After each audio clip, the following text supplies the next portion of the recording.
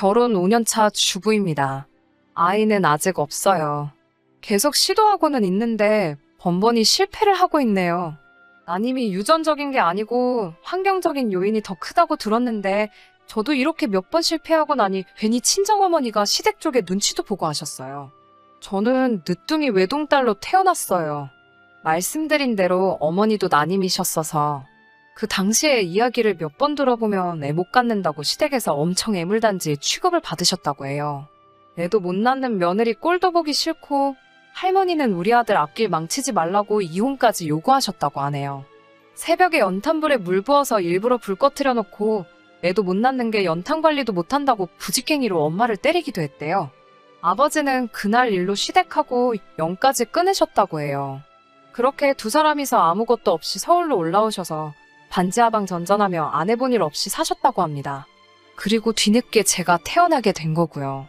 임신 소식 듣고 시댁에서 연락을 해왔는데 딸이란 거 알고 나서는 또 저를 지우라고까지 난리도 아니었다고 합니다. 아무튼 그렇게 두 분은 저 키우면서 고생도 많이 하셨고 대부분 그 당시에 상경에서 서울에 정착하신 분들이 그렇듯 한 곳에 자리 잡고 사시면서 돈 모아 집 조금씩 넓혀가는 재미로 사셨다고 합니다. 반지하에서 빌라로, 빌라에서 아파트로, 아파트에서 아파트로 이런 식으로 말이에요. 처음 사셨던 아파트 근처 지역이 재개발이 되면서 집값이 올라서 거길 전세로 돌려 다른 아파트로 이사를 하셨고 운이 좋은 건지 옮기게 된 아파트도 처음 샀을 때에 비해 가격도 엄청 올랐다고 해요. 고생하신 저희 부모님, 제가 꼭 효도해서 호강시켜드리고 싶었는데 제가 대학 졸업하고 취직하자마자 아버지는 대장암 3기 진단을 받으셨습니다. 완치율이 그나마 높은 편이라고 들었는데 아버지 치료받으시면서 우리 딸 줘야 하는데 아빠가 병원비로 다 쓴다고 미안해하고는 하셨어요. 그래서 그런가 완치율이 높았던 암이었는데도 제 결혼식도 못 보시고 제가 결혼 준비하던 도중에 돌아가셨어요. 나이도 워낙 있으셨고 치료도 힘들어 하셨으니 어머니는 차라리 잘 된 거라고 하셨어요. 거동이 불편하시니 결혼식 날 신부 입장할 때 제대로 걷지도 못하면 그게 더한이 되었을 거라고. 두 분이 금술이 좋으셨어서 그런가 아버지 돌아가시고부터 눈에 띌 정도로 어머니도 몸이 많이 약해지셨습니다.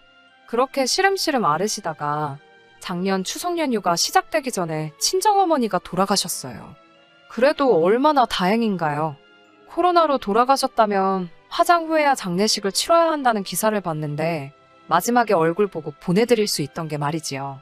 명절 연휴이기도 했고 코로나로 엄청 민감하던 때라서 친지 외에는 조문객을 받지 않으려고 했는데 저희 어머니 아버지랑 평소에 가까우셨던 분들은 안 오셔도 된다는 연락에도 부랴부랴 오셔서 저희 어머니가 하는 길 배웅해 주셨어요. 정말 너무 감사했지요. 식구가 아닌 분들은 그 당시 상황에도 이렇게 와주셔서 같이 슬퍼해 주셨는데 저희 시댁 식구들은 아무도 오지 않았어요. 거리가 멀어서 몇 시간씩 걸리는 타 지역에 사는 것도 아니었는데 말입니다.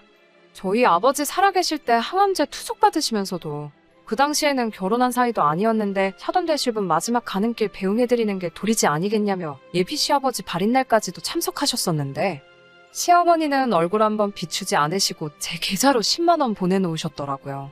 제사 앞두고 조문 가는 거 아니라고요. 추석은 제사 지내는 게 아니라 차례 지내는 거잖아요. 차라리 솔직하게 코로나 때문에 못 가겠다 하셨다면 제가 이렇게까지 서운하지는 않았을 것 같아요. 시어머니 저희 어머니보다 12살 어리시고 건강하십니다. 사람 마음이라는 게 참 그런 게 사실 못 오신 이유가 참 이해가 가지만서도 그래도 계속 안 오셨다는 사실을 곱씹게 되고 서운해지고 그러더라고요. 결국에는 그 서운함이 남편에게 폭발하게 되더라고요.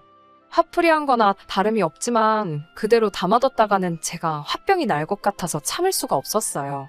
정말 너무한 거 아니냐고. 시어머니 안 오신 것까지 최대한 이해를 하려고 해도 가족 중에 누구라도 보낼 수 있던 것 아니냐고. 6년 전에 아버지가 돌아가셨는데도 아버지 지인분들까지 와주셨는데 어떻게 시자 들어가는 사람은 단 한 명도 안 올 수가 있느냐고요. 남편 위로 누나들이 둘이나 있고 심지어 저는 얼마 전에 신우의 심호상에도 참석해서 애 봐줄 사람 없다고 장지까지 따라가서 애들을 봐줬는데 말입니다. 못 가서 미안하다는 연락도 없이 10만 원 딸랑 보내는 시어머니지만 신우들은 그 알량한 10만 원조차 보내지도 않고 그 뒤로도 저한테 연락 한 번 없어요. 누나들은 시댁에 가야 하지 않았냐, 거기서는 제사를 지낸다기에 아예 처음부터 연락도 안 했다. 제사 전에 장례식장 가는 거 아닌 거 알고 있지 않느냐 하면서 꼴에 지네 가족이라고 지 가족들이 잘못한 거 없다고 편을 들어주더라고요.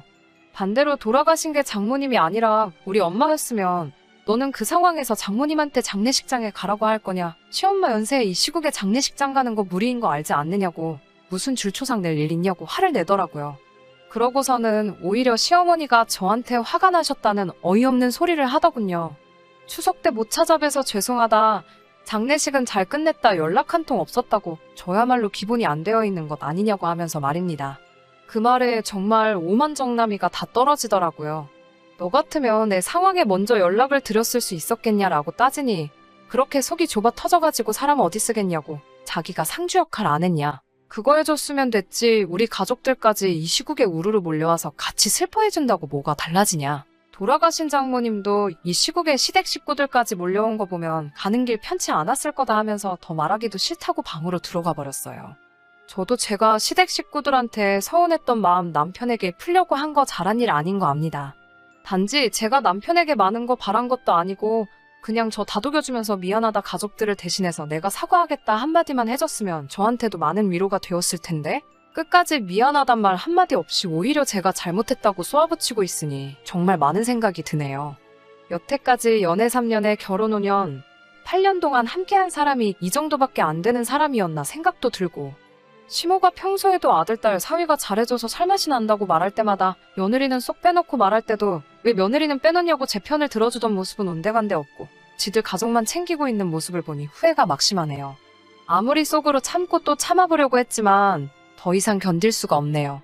지난번에 친정어머니 장례식에 10만 원만 보내놓고 코빼기도 안 비친 시댁 식구들 사연 보냈던 사람입니다.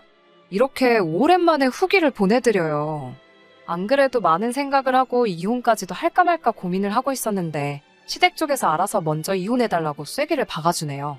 아무래도 그때 제사 앞두고 장례식 하면 안 된다고 했던 말이 그때 지낸 제사가 하루빨리 남편을 시어머니 품으로 반품시켜달라는 제사였나 봅니다. 더 이상 남편에게 제 서운한 마음 풀어봐야 남편 놈이 남이 편 들고 있는 소리만 들어야 하고 계속 말해야 하니 내 입만 아프고 그 꼴 보고 있자니 내 마음만 상하는 일이라 저도 다 포기하기로 했었습니다. 남편 말대로 남편이 상주 노릇도 해주고 다른 시댁 식구들은 몰라도 적어도 이놈 하나만큼은 제 곁에 있어줬으니 그걸로 위안 삼고 말아야겠다 했어요. 진짜 장례식 날 오셨다고 한들 제가 그렇게 감사하지도 않았겠다고 스스로 자기 최면을 하면서 그날 일을 잊어보려고 노력했습니다. 그런데 몇 일이 지나고 나서 평소에 연락 한 번도 없던 신우들이 저한테 괜찮냐고 연락을 해왔어요. 장례식 날 때만이 아니라 평소에도 말 그대로 명절날 때 안 맞으면 얼굴 한번 못 보고 한 해를 넘길 때가 허다할 정도로 남보다도 더 멀게 지내는 신우들이었거든요. 정말 개인적인 연락은 꿈도 꾸지 못할 정도로 시댁 식구들 중에서도 가장 거리감 있던 신우들이 이제 와서 저한테 연락을 해왔네요. 괜찮냐? 마음은 어떠냐 하면서 연락을 해오는데 이 사람들이 뭘 잘못 먹었나, 갑자기 왜 그러는지 그 속을 저는 이해할 수 없었죠. 차라리 저한테 장례식, 추석 이후 연락 한 번 없었다고 기분 나빠하신 시어머니가 제게 연락을 했으면 했겠지. 이 사람들이 해올 줄은 꿈에도 상상을 못했어요. 힘들었겠다며 저보고 아무리 힘들어도 잘 추스러야지, 마음속에 짐이 있으면 들어설 아이도 안 생긴다 이러면서 언제부터 저를 그렇게 위해줬다고 제 걱정을 해주기 시작했어요. 그래도 그게 내심 기분이 나쁘지만은 않았어요. 저는 속으로 남편이 그때 저한테 말은 그렇게 했어도 자기 가족들한테는 사람이 그러면 안 된다고 뭐라 한마디씩 한 줄 알았습니다. 이렇게 해줄 거면 애초에 말을 그렇게 해서 싸움을 만들고 그랬는지 싶을 정도로요. 그날 저녁에 맛있는 것도 해주고 나름 싱글벙글해 있었는데 그런데 신우들이 저에게 연락을 해온 데에는 엄청난 꿍꿍이가 있었네요. 지난 설날이었습니다. 이제 가야 할 친정도 없으니 시댁에서 시간을 보내고 있었어요. 신우들이 자기들 시댁 다녀왔다가 친정으로 오게 된 날이었지요. 신우들이 저한테 그렇게 반갑게 인사한 적은 여태껏 5년 결혼 생활 해오면서 한 번도 없었습니다. 저녁 식사가 끝나고 뒷정리를 하려는데 신우들이 앞다투어서 자기들이 하겠다고 저보고 쉬라고 하더라고요. 그때부터 뭔가 낌새가 이상했어요. 이럴 사람들이 아닌데 말이지요. 평소에 친정 와서는 손 하나 까딱 안 하던 신우들이 과일까지 내오고 나서 온 가족이 모인 자리에서 저한테 잘해준 꿍꿍이가 무언지 알게 되었습니다. 친정어머니께서 가지고 계시던 서울 소재의 아파트 2채. 사실 하나는 전세를 주고 있는 거라 엄밀히 따지면 한 채 반이기는 해요. 그런데 그 이야기를 꺼내기 시작하면서 어떻게 되었냐고 물으시더군요. 그 집들은 두 개 다 제가 상속받게 되었고 하나는 살고 계시는 분 전세로 아직 살고 계신다고 말씀드렸어요. 위치가 어디냐고 물으시더니 하나는 첫째 신우가 하나는 둘째 신우가 살면 딱 좋겠다고 하시네요. 사위들 출근하기에도 위치가 딱 좋다고 신우들은 서울에는 아파트가 없고 다 경기도권에서 살림들을 차렸거든요. 어머님한테 그게 무슨 말이냐고 여쭤봤는데 제 말은 들은 척도 안 하고 거기서는 또 신우들끼리 자기가 더 비싼 아파트에 살겠다고 싸우기 시작하더라고요. 제 말은 끝까지 들으려고도 안 하고 자기가 저한테 더 잘해줬네 어쨌네 하면서 저보고 더 비싼 아파트에서 살게 할 사람을 고르라고 하는 거예요. 진짜로 화가 머리끝까지 올라오더라고요. 저한테 연락하고 잘해줬던 게 저희 어머니 명의로 남아있던 아파트를 지들이서 나눠 가지려고 하던 속셈인 거예요. 제가 외동딸이니 그 집들이 고스란히 제 손에 들어올 것을 알고 이미 저한테 연락이 온 순간부터 저희 어머니 집을 자기들끼리 그 집에선 내가 살 거네 네가 포기해 하면서 싸우고 있었고 좀 더 비싼 아파트를 받으려고 저한테 연락을 먼저 해서는 제 걱정해주는 척 아양 떨면서 제 눈치를 보던 거예요. 누가 준다거나 한 적도 없는데 말입니다. 그 자리에서 신우들이 준비해온 과일상을 엎어버렸어요. 자기가 더 비싼데 살겠다고 투닥거리던 신우들도 그게 뭐라고 그 꼬라지를 흐뭇하게 지켜보는 시어머니도 남편도 아주버님들도 전부 다 눈이 휘둥그레지더라고요. 누가 그 집에서 살 건지 중대 발표를 하겠다고 하고 전세 주고 있는 집은 이미 살고 있는 사람 계시니 뺄 생각 없고 남아있는 집 하나는 제가 들어가서 살겠다고 했습니다. 남편이 옆에서 우리는 서울에 집 있잖아. 그럼 그거 팔아서 누나들 반씩 나눠주면 어떠냐고 한술 더 떠서 헛소리를 떠들고 있더라고요. 그대로 곧바로 과일 담겨있던 쟁반을 들어서 남편 정수리에 꽂아버렸어요. 그 집에서 내가 들어가서 살겠다는 건 니랑 같이 들어가서 살겠다는 게 아니라 이혼해서 나 혼자 살 거라는 뜻이야. 라고 외치면서요. 시어머니께도 앞으로 뵐 일은 없을 것 같은데 그래도 꼭 돌아가실 때는 연락 한번 달라고 했어요. 10만 원 제가 부조해드린다고요. 신우들한테도 있지도 않은 일 가지고 서로 싸우지 말고 앞으로 사이좋게 지내라고 충고하고 필요할 때 잘하지 말고 있을 때 잘하라고 쏘아붙이고 저 혼자 집으로 돌아왔네요. 지금은 별거 중인 상황이고 이혼 조정 기간입니다. 변호사 구해서 위자료고 지금 살고 있는 집이고 분할받고 싶은데 괜히 귀찮게 시간 끄는 것보다 하루빨리 그 집 구석하고 연을 끊어버릴 생각입니다. 외동딸인 게 이럴 때는 서럽네요. 제 편 들어줄 형제 하나 없는 게 말이에요.